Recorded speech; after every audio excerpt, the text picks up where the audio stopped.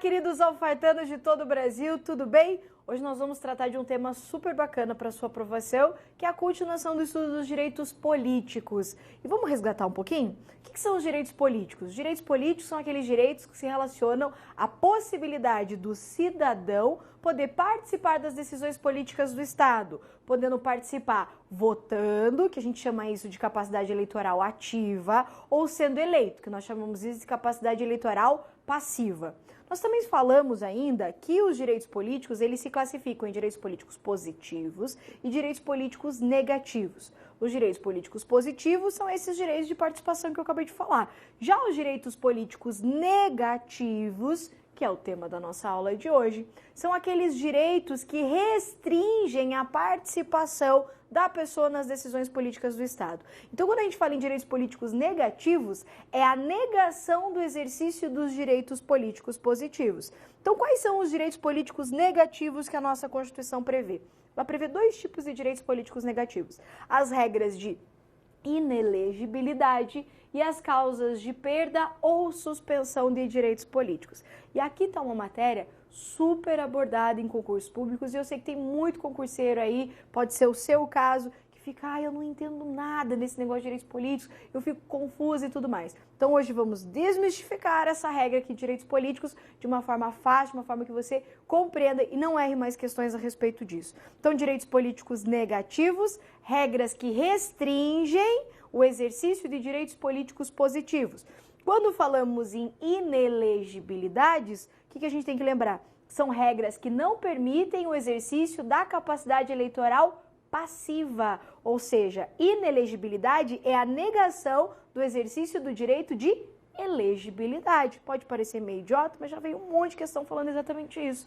Inelegibilidade é a negação do exercício dos direitos de elegibilidade.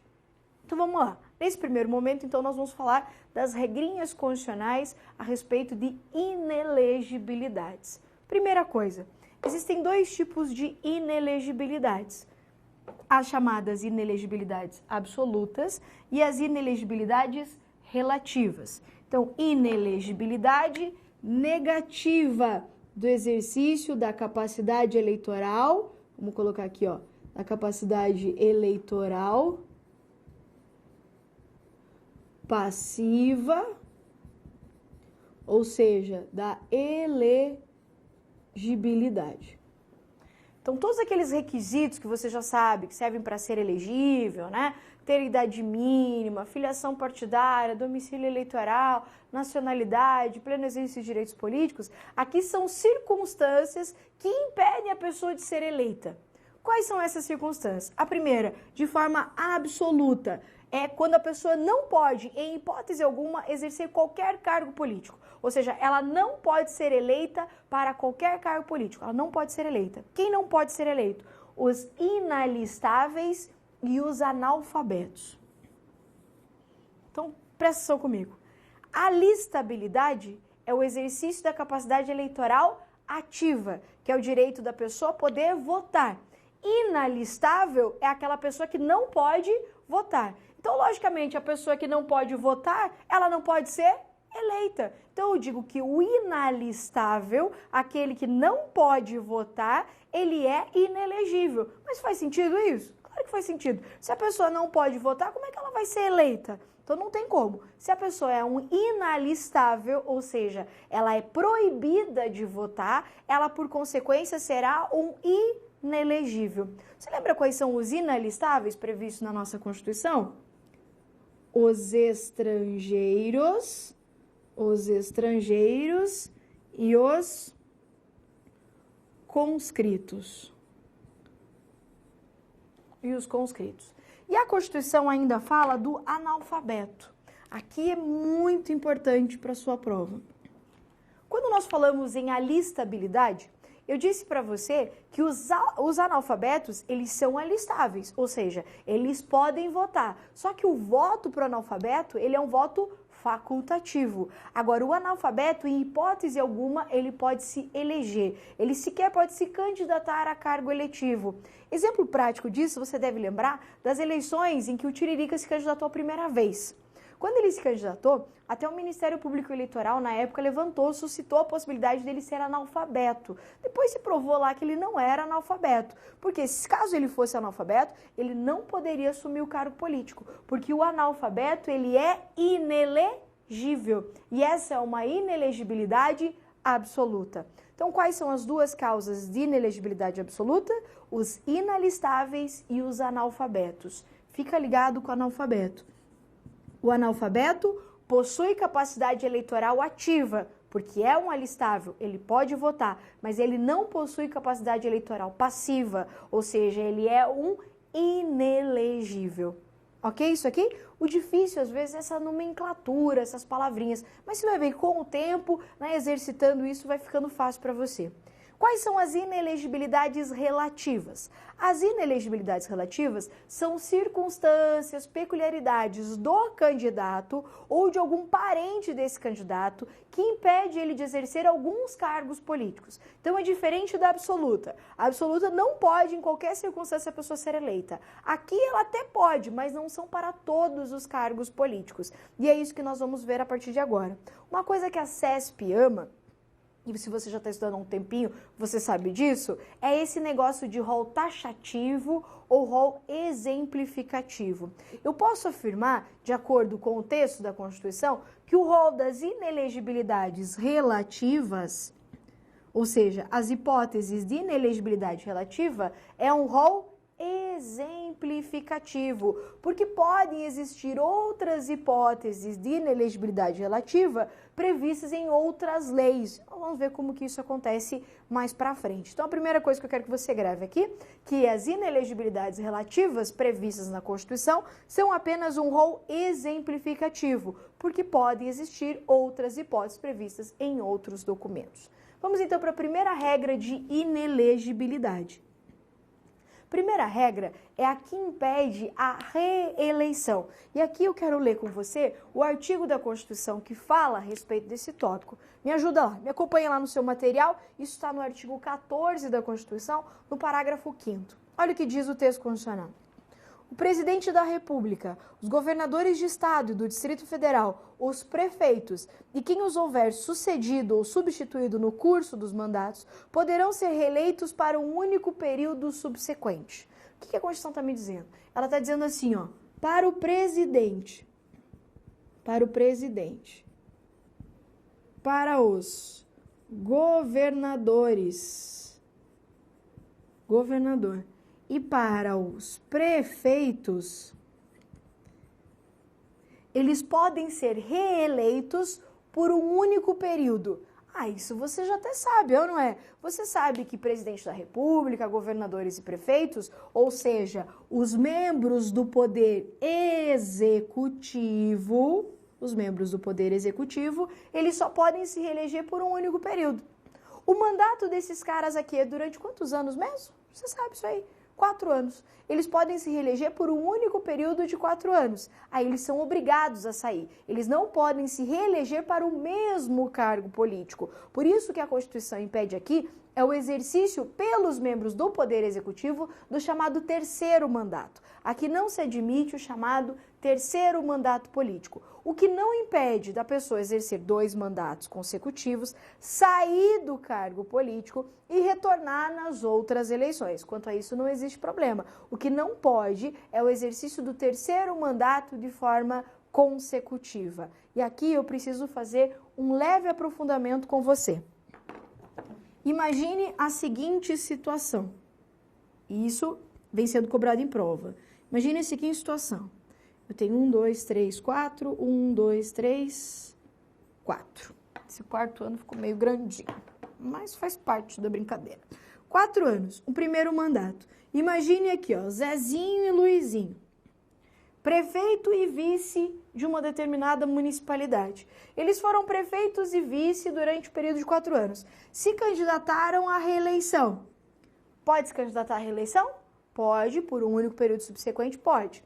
O que não pode é um terceiro período subsequente. Aí, quando está terminando o segundo mandato, o Zezinho, que é o prefeito, ele diz assim, olha, Como eu não posso me candidatar à reeleição aqui porque eu estou proibido, eu vou me lançar candidato a outro cargo político. Ele pode se lançar candidato a outro cargo político? Pode. Porque ele não pode ser candidato à reeleição. É essa a regra que a gente viu. Então, ele pode ser candidato a outro cargo político. A Constituição exige, e essa é a nossa próxima regra, que ele se desincompatibilize, que ele renuncie ao cargo que ele quer no prazo de 6 meses, o cargo que ele está no prazo de 6 meses antes do pleito, ou seja, antes das eleições. Então o Zezinho quer se candidatar, sei lá, deputado federal, legal, ele pode? Pode, porque não é reeleição. Aí ele renuncia 6 meses antes do pleito. Pleito é a mesma coisa que eleição. Ele renuncia 6 meses antes. Então, imagine aqui 6 meses. Aí ele renuncia. Quem assume? Luizinho. Não é o Luizinho que assume? É o Luizinho que assume. Aí o Luizinho assume aqui, ó. Aí a pergunta de prova. Isso não é qualquer prova. Isso é uma prova mais ferradinha. Mas a gente precisa pegar tudo. A pergunta que vem em prova é o seguinte. Luizinho, que assumiu aqui, que era vice, se tornou prefeito nesse prazo de 6 meses, ele pode se lançar à reeleição nas eleições seguintes? A resposta natural de todo mundo vai ser sim. Não, não, porque ele já foi vice aqui. E a resposta na sua prova é sim, ele pode. Ele pode se lançar candidato nessa próxima eleição aqui. Professora, que coisa esquisita. Mas por que ele pode se lançar candidato aqui? Porque entende o STF e o TSE, que regulamenta essa questão do processo eleitoral, que o Luizinho, na verdade, só exerceu um mandato aqui, ó. Um mandato. Porque, veja, que essa limitação de reeleição é uma limitação para quem? Para presidente, para governadores e prefeitos. Essa limitação não se aplica ao vice. Não existe essa limitação aqui para o vice. Por isso, o período que o Luizinho foi vice não conta. O único mandato que eu conto aqui para fins de reeleição é esse que o Luizinho foi no prazo de 6 meses. Aí o Luizinho, então, ele vai poder se candidatar à reeleição nesse período subsequente, ok? Vou repetir, porque eu sei que não é fácil de assimilar da primeira vez. Olha só, o exemplo é o seguinte. A Constituição limita a reeleição para os cargos de presidente, governador e prefeito. O que ela diz? Que eles só podem ser reeleitos por um único período. O exemplo que eu dei foi o seguinte, que Zezinho e Luizinho eram prefeito e vice durante um primeiro mandato, foram reeleitos para um segundo mandato. Como Zezinho não podia ser candidato à reeleição, pela vedação prevista na Constituição, ele renunciou ao seu cargo para sair candidato a outros cargos. E ele pode fazer isso. Quando ele renuncia, quem assume é Luizinho. Então, o Luizinho ele vai exercer o seu primeiro mandato nesse prazo aqui de 6 meses. Por isso, ele pode lançar a sua candidatura à reeleição no mandato subsequente. Tranquilo isso? Maravilha.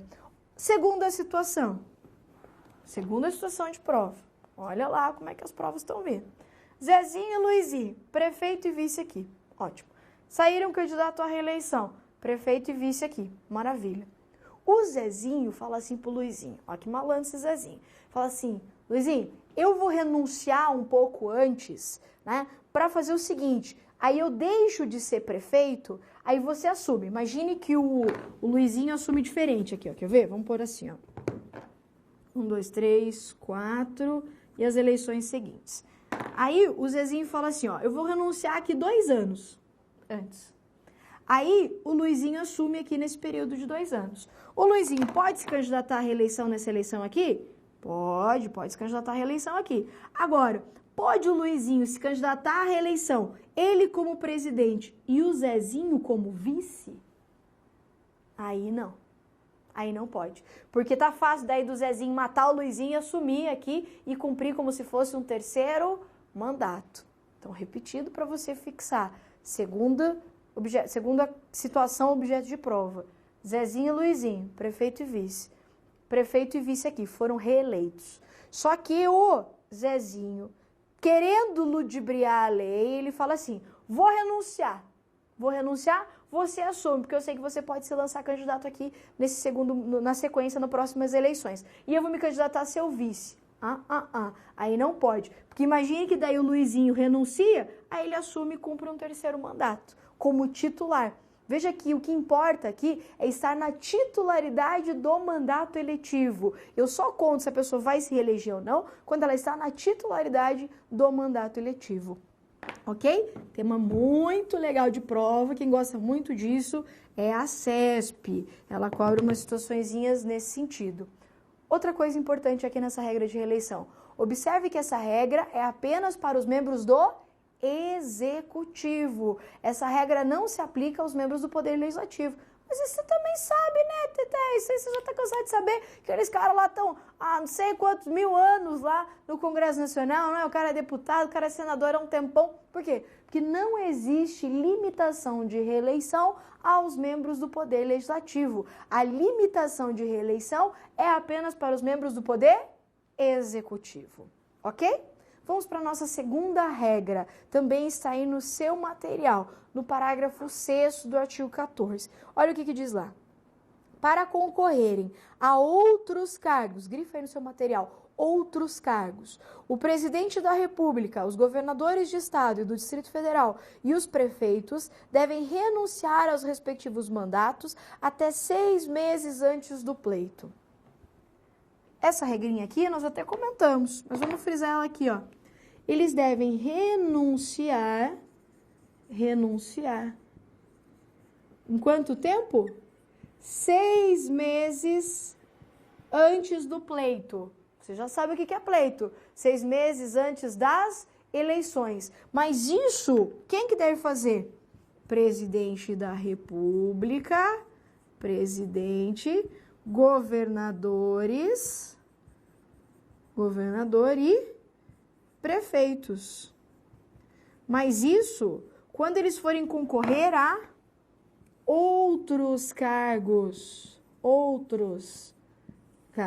E aqui está a palavrinha-chave para você na prova. Tem que ser outro cargo. Imagine que a pessoa é presidente e ela quer ser candidata à reeleição. Se ela vai ser candidata à reeleição, ela está concorrendo a outro cargo? Não, ela está concorrendo ao mesmo cargo. Se é ao mesmo cargo, ela vai ter que renunciar? Não vai ter que renunciar. Agora, quando for para concorrer a outros cargos, aí ela vai ter que renunciar. Exemplo, foi o caso do Zezinho do Luizinho que eu contei antes, não foi? Que ele renunciou para sair candidato, por exemplo, ao cargo de deputado federal. Aí sim, aí ele tem que renunciar. Qual é o prazo? 6 meses antes das eleições. O importante aqui para você é sempre quando for para concorrer a outros cargos e não para o mesmo cargo, ok? Para a gente pegar aqui essa parte de inelegibilidade e matar ela de uma vez, vamos falar a respeito da inelegibilidade reflexa ou inelegibilidade em relação ao parentesco. Me acompanha lá a leitura do seu material. E essa é muito importante para você. Eu de você pegaria aquela caneta de cheirinho, né? Rosa neon, aquela que geralmente tem um pompom em cima, assim, sabe? E grifa ela, porque ela é super importante, está sempre em prova. Olha o que diz o parágrafo 7º.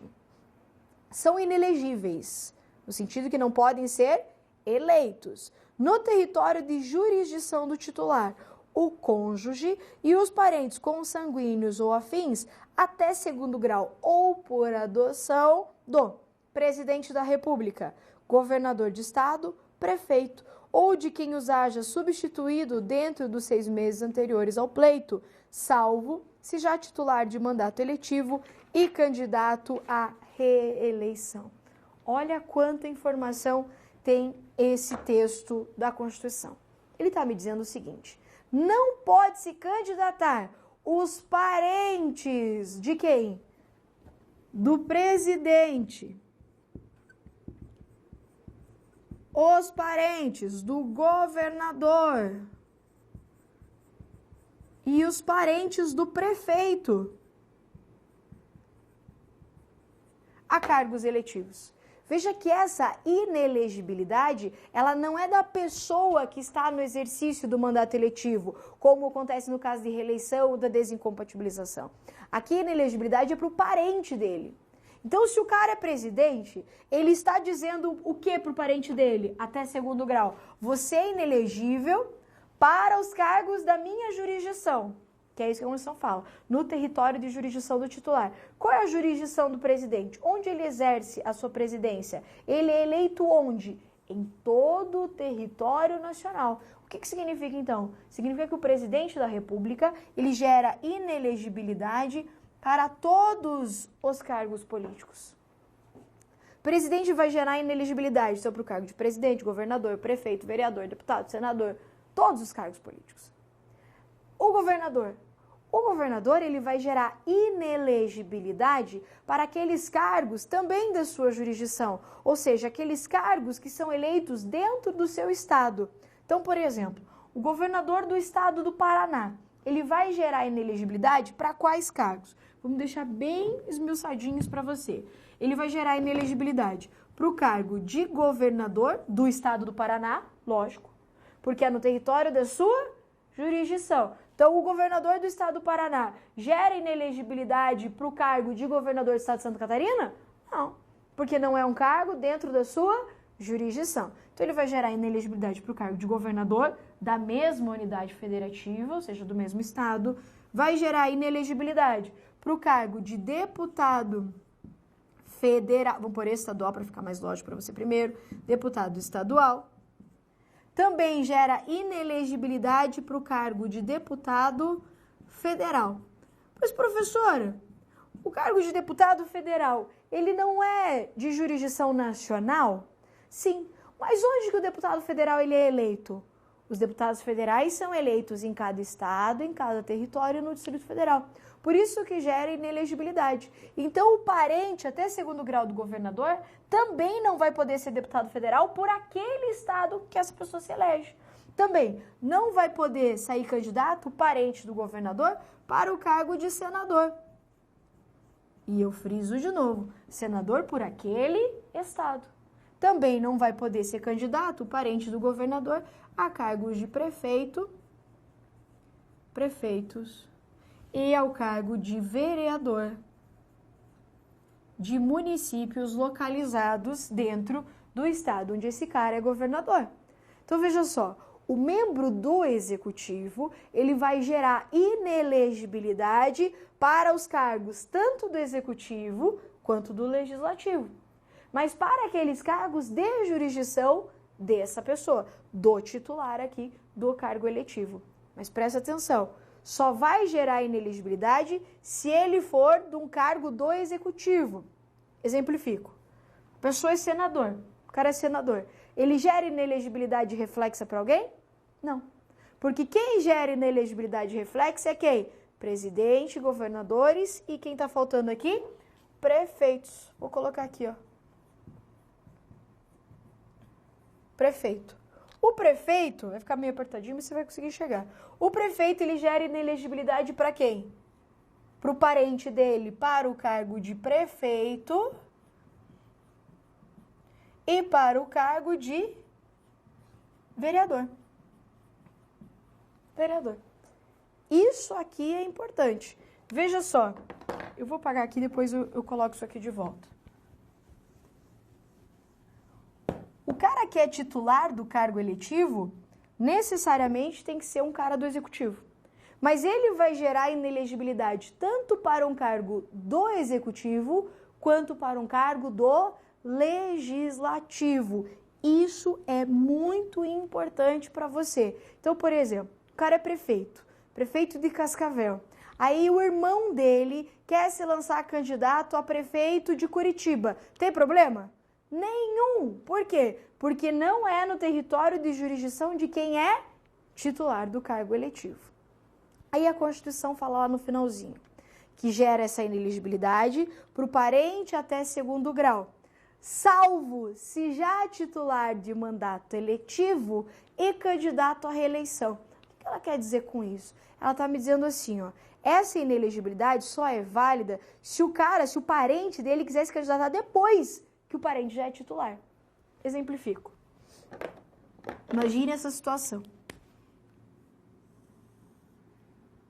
O parente, um determinado, sei lá, eu sou senador. Apesar de não ter idade mínima para ser senador, mas tudo bem. Vamos imaginar isso. Pessoa é senador. sou senadora. A minha irmã, o meu irmão, que é meu parente de até segundo grau, que a gente vai ver isso, ela pode se candidatar a governadora? Então, olha só, sou senadora pelo estado do Paraná. A minha irmã pode se lançar governadora do estado do Paraná? Pode. Por quê? Eu, senadora, que sou cargo do legislativo, gero inelegibilidade para alguém? Não gero inelegibilidade para ninguém. Então, a minha irmã, imagine que ela se lance candidata a governadora aqui, ó, e seja eleita governador. Ela se elege. A minha irmã, enquanto titular de cargo eletivo aqui do executivo, ela vai gerar inelegibilidade para os parentes. Aí a pergunta que vem em prova é a seguinte, tá, e se eu quiser me candidatar à reeleição nessas eleições aqui, ó, tem problema? Por que daí não vai ter problema? Em regra teria. Não vai ter problema, por quê? Porque eu já sou titular do cargo eletivo e estou candidata à reeleição. É essa exceção que a Constituição traz aqui, ó. Então, o que você tem que gravar desse tópico aqui? Para a gente fechar essa primeira parte. Os membros do Poder Executivo, presidente, governadores e prefeitos, geram inelegibilidades, eles estão titulares do cargo eletivo, eles geram inelegibilidades para os seus parentes, o cônjuge, o parente consanguíneo ou por afinidade, até segundo grau. Então, até segundo grau, ele gera inelegibilidade. E a gente viu quais são os cargos que geram inelegibilidade. Salvo, ou seja, não gera inelegibilidade, se a pessoa, o parente, já for titular de um cargo eletivo e estiver candidato à reeleição. Exemplo, sou senadora. Não gera inelegibilidade para ninguém. Minha irmã sai candidata a governadora, porque ela pode. Depois que ela é eleita, né? Eu já sou titular de cargo eletivo. Posso me lançar a reeleição aqui? Sem problema nenhum, porque já sou titular de um cargo eletivo. Tranquilo?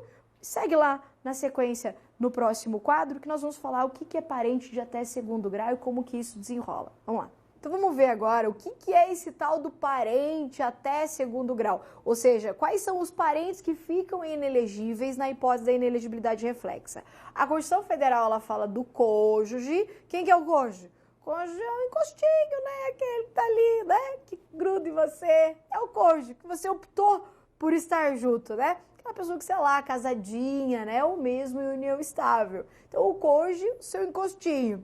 E o parente até segundo grau? Olha só. Vamos fazer aqui um esqueminha. Esse material tem uma árvore aí dos Simpsons, só para você depois se distrair verificando essa questão de parentesco. Então, eu tenho pai e tenho mãe. Tem pai e tem mãe, ó. Tem pai e tem mãe. Meu pai e minha mãe podem ter outro filho? Sim. Esse outro filho é meu irmão. Meu irmão pode ter filho? Pode. O que o filho do meu irmão é meu? Meu? O senhor tem dificuldade essas coisas. É meu sobrinho. E eu tenho uma sobrinha linda, inclusive. Meu sobrinho. Aí eu posso ter filho? Claro. Se quiser, né, prof? Optativo. Pode ter um filho. Então, olha só. Qual é o meu grau de parentesco em relação ao meu irmão? Ou em relação ao meu sobrinho, ou em relação ao meu filho? A gente sempre vai buscar da seguinte forma. O ancestral em comum e vai seguindo até a pessoa que quer descobrir. Ai, meu Deus, que difícil. Não fiz nada. Olha só. Eu quero saber meu parentesco com meu irmão. Eu até meu pai e minha mãe? Primeiro grau. Então, meus pais são meus parentes de primeiro grau. Assim como meu filho vai ser meu parente de primeiro grau. Agora, o meu irmão, primeiro grau até meu pai e minha mãe, vou até o meu irmão. Isso significa que o meu irmão é meu parente de segundo grau. E o meu sobrinho, então, professora? Meu sobrinho vai ser meu parente de terceiro grau. Quer dizer que o meu sobrinho, ele não está inelegível, porque ele já é meu parente de terceiro grau. Quer ver? Olha que coisa doida. O meu filho e o meu sobrinho, eles são o quê entre si? Primos. Vamos ver o grau de parentesco entre primos? E aí eu tiro um peso da sua consciência, né? Então, só você que bicoteava aquela prima e achava que fazia uma coisa muito feia porque era parente, aquela história toda. Olha como nem é tão parente assim, olha só. Mentira, parente sim, olha só. Eles dois, para eu chegar até o meu sobrinho, sabendo em relação ao meu filho, eu preciso ter ancestral comum. Olha só. 1, 2, 3, 4. Isso significa que primos são parentes de quarto grau. Então veja que loucura que isso aqui... então é isso que a Constituição quer nos dizer. Veja que a limitação da inelegibilidade é para aqueles parentes bem próximos mesmo. Não é qualquer parente, tem que ser um parente muito próximo. Lembrando que o cônjuge também é inelegível. Qual é o seu grau de parentesco em relação ao seu cônjuge? Não há grau de parentesco. Quando o padre, o pastor, alguém falou lá para vocês, agora vocês são um único corpo, uma única carne, a Constituição levou isso a sério e falou, é uma única pessoa. Olha que maravilha. Daí você tem que lembrar que o seu cônjuge, o seu encostinho, tem família. É ou não é? Tem família? Tem pai, tem mãe? Tem pai, tem mãe? Tem. Quem, professora? Naja. Mentira. Cadê? É sogra, amor. Ou o Najo também. Pode ter o Najo também. Ele, a minha sogra, o meu sogro, são meus parentes de quantos graus? De mim, aqui, do eu, vai direto para eles. 1º grau. Isso eu precisava te dizer. Que eu acho que você tem o direito de saber isso. Seu sogro, sua sogra, seus parentes de 1º grau. Segura essa dura. Atenção para a súmula vinculante 18. A súmula vinculante 18 ela vai dizer o seguinte: a dissolução do vínculo conjugal na vigência do mandato não afasta a inelegibilidade desse artigo 14, parágrafo 7º da Constituição. Ou seja, se dissolver o vínculo conjugal na vigência do mandato, o ex-marido, a ex-esposa continua inelegível. Sabe por que foi criada essa súmula vinculante? Pelo seguinte motivo. O que acontecia? As pessoas casavam, estavam casadas, aí, por exemplo, o marido ficava candidato, aí ele se reelegia. Aí ele não podia ser candidato na próxima reeleição, por exemplo, o cargo de prefeito, uma coisa assim. Aí o que ele fazia? Queria lançar a esposa candidata, mas não pode por causa da inelegibilidade reflexa. Sabe o que eles faziam? Se separavam. Aí se separava, aí a esposa se lançava candidata. Aí quer dizer, continuava a mesma família no poder por anos e anos. Para evitar essa situação, que o STF lançou essa súmula, a dissolução do vínculo conjugal na vigência do mandato, ou seja, a separação, enquanto tiver alguém eleito na vigência do mandato, não afasta a inelegibilidade, ou seja, o ex-marido, a ex-esposa, continua inelegível para o mandato subsequente. E se a pessoa morrer, professor? Se no invés da dissolução a pessoa morre, o cônjuge morre, nesse caso não existirá mais inelegibilidade. Então, se separou, continua inelegível. Se morreu, não tem mais inelegibilidade. Ok? Essas são as duas regrinhas importantes. Agora, mais importante que isso é a gente ver como que isso cai na sua prova. Me ajuda lá, vamos fazer alguns exercícios que sempre aparecem em prova. Olha lá. Primeiro já é disso aqui, ó. A dissolução da sociedade conjugal no curso do mandato eletivo de governador de estado implica a inelegibilidade de sua ex-esposa para o cargo de deputado estadual na mesma unidade da federação para o pleito subsequente. Exatamente isso. Ele está dizendo o quê? Dissolveu o vínculo conjugal. A sociedade conjugal é a mesma coisa. Na vigência do mandato, ele está dizendo, no curso do mandato eletivo de governador. A ex-esposa dele pode ser candidata ao cargo de deputado estadual? Não, porque mesmo que ela esteja separada, ela continua inelegível por força da súmula vinculante 18. Próximo. O governador do Distrito Federal, que pretende se candidatar ao cargo de deputado federal no pleito subsequente, não precisa se desincompatibilizar do cargo que atualmente ocupa, uma vez que tal exigência constitucional aplica-se apenas quando o novo cargo almejado é disputado mediante eleição majoritária. Nada a ver! Eu falei isso em algum momento? Não falei nada disso. Eu falei, se a pessoa está em um cargo e ela quer ser candidata a outro cargo, claro, desde que sejam cargos do executivo, ou seja, presidente, governadores e prefeitos, se eles quiserem ser candidato a outros cargos, eles têm que renunciar. No caso da questão, ele é o quê? Governador do Distrito Federal. E ele quer se lançar candidato a cargo de deputado. Ele tem ou não tem que renunciar? Tem que renunciar no prazo de 6 meses. Reforço isso. Essa exigência da desincompatibilização apenas para os membros do Executivo. Membros do Legislativo que queiram sair candidato a outros cargos não precisam se desincompatibilizar. Fica ligado? A próxima. A hipótese de inelegibilidade em razão de parentesco prevista na Constituição Federal para os cargos de prefeito e governador engloba a candidatura de cônjuges ou parentes até segundo grau em todo o território nacional enquanto durar o mandato. É isso. O que a gente viu? Que para o cargo de prefeito e governador, eles geram inelegibilidades no território de jurisdição do titular. Não é em todo o território nacional. Então, o erro da questão foi dizer que seria em todo o território nacional, quando é apenas no território de jurisdição do titular. O analfabeto. O analfabeto, embora possua o direito facultativo ao voto, não poderá ser eleito para o exercício de nenhum mandato eletivo na Constituição Federal. Perfeita alternativa. O analfabeto, ele pode votar, porque ele é alistável. Lembrando que essa alistabilidade para o analfabeto é facultativo. Ele se alista e vota se ele quiser. Agora, em nenhuma situação ele pode ser eleito, porque nós vimos que ele é um inelegível. Bem legal isso aqui.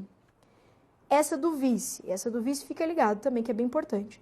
Vice-governador de estado que não tenha sucedido ou substituído o governador durante o mandato, não precisará se desincompatibilizar do cargo atual no período de 6 meses antes do pleito para concorrer a outro cargo eletivo. Certa! A regra de desincompatibilização está lá no seu material, é apenas para o titular do mandato eletivo, ou seja, presidente, governadores e prefeitos. Quem é titular, isso não se aplica ao vice. Eles não precisam se desincompatibilizar para sair candidato a outros cargos, apenas o titular. Vamos fazer mais uma de analfabeto aqui, ó. O analfabeto, embora inelegível, possui a faculdade de alistar-se e de votar. Certíssima, moleza, agora você já está dominando a história do analfabeto. E por fim, vamos lá. Suponha que José, casado com Miriam e prefeito de um município brasileiro, venha a falecer 2 anos após ter sido eleito. Nessa situação, Miriam pode se candidatar e se eleger ao cargo antes ocupado por seu marido nas eleições seguintes ao falecimento. A Miriam vai poder? Vai poder sim, porque não foi hipótese de solução no sentido de separação, foi uma hipótese de falecimento. E a gente falou que se faleceu, morreu, a pessoa não fica mais inelegível. Ok? Muito legal isso aqui. Ó, fica ligado, leia, reveja os artigos da Constituição, porque esse é um tema recorrente em prova e super importante para a sua aprovação. Mas eu tenho certeza que todos os aprofundamentos foram previstos aqui durante a nossa aulinha de hoje. Espero que você tenha gostado, um super beijo e até a próxima.